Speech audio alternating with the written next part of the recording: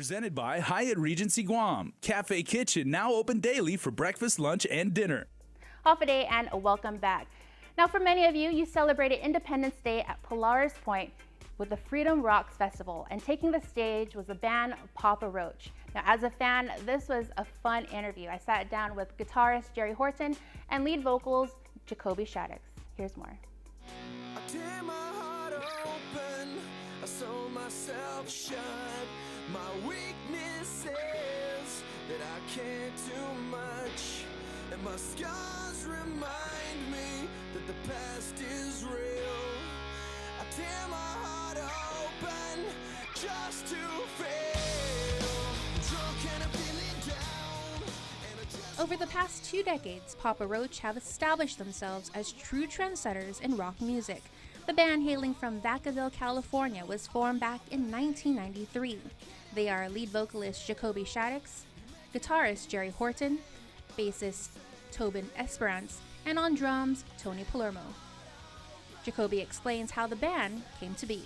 Wasn't much going on, and we love music, we love rock and roll, we love punk rock, and you know, we were going to like Deftone shows back in the day, and you know, we just kind of we were drawn to music at a young age, all of us individually, and then we found each other through just the small network of musicians in Vacaville, and hollered at Jerry. I'm like, yo, let's do this, and he was like, no, and I'm like, no, but let's do this because we need a guitar player desperately.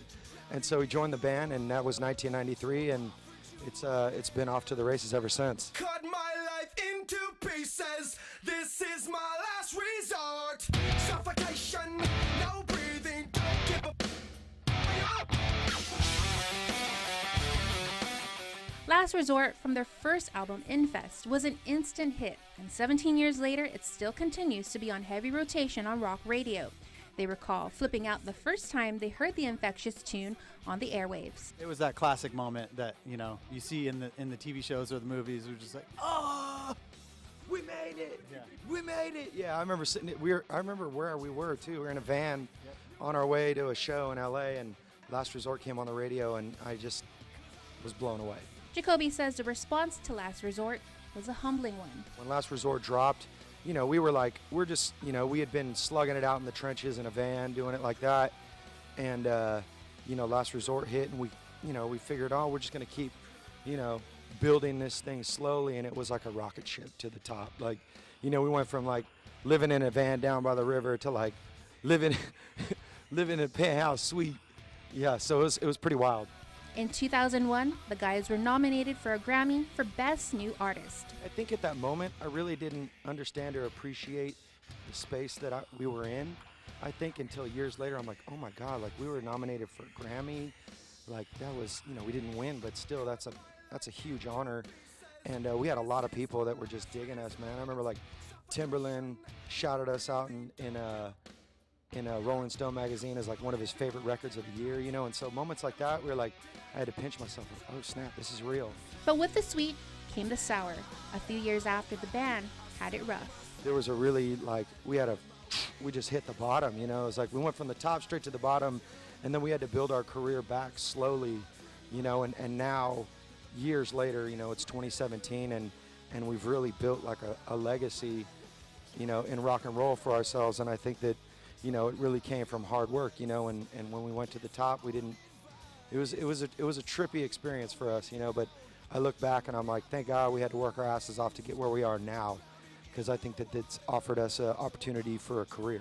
The guys have spent much of their career on tour, having shared the stage with everyone from Eminem, Buck Cherry, Jet, Alien Ant Farm, to Marilyn Manson, Ludacris, and even Nickelback. But which one was the most memorable?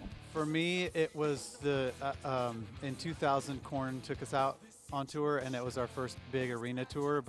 And that was cool, but it wasn't just the arena tour. It was the way that they treated us and the way that they took us under their wing and said, we're going to show you guys how to do this. You know, they didn't put any limitations on us for stage volume or production, you know, access or anything like that. They said, you guys bring it. I remember Fieldy would come up to us and be like, all right, young Grasshopper, we're going to show you how to do this. And I was just like, Grasshopper? He's like, yeah, Grasshopper. Yeah, so we had our Grasshopper moment.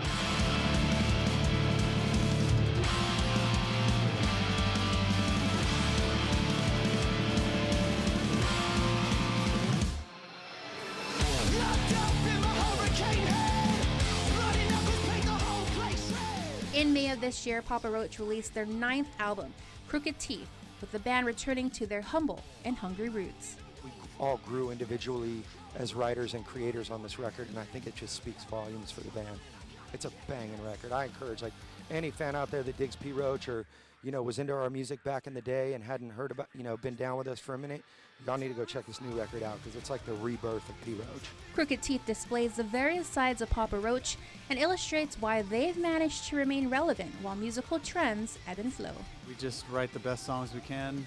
We get out there, tour a lot, and connect with fans directly. The lyrics and the subject matter of what Jacoby writes about has a lot to do with it as well.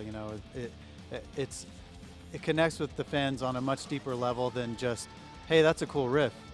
Like, it really speaks to people, and it helps people in hard times in their lives, and that is a big part of, I think, why we've been able to weather the storm for most bands. To find out more about the band, check out paparoach.com. Well, it's Tulip Thursday, and coming up on Re-Return, we have Chris with another tasty recipe. You're watching In the Mix.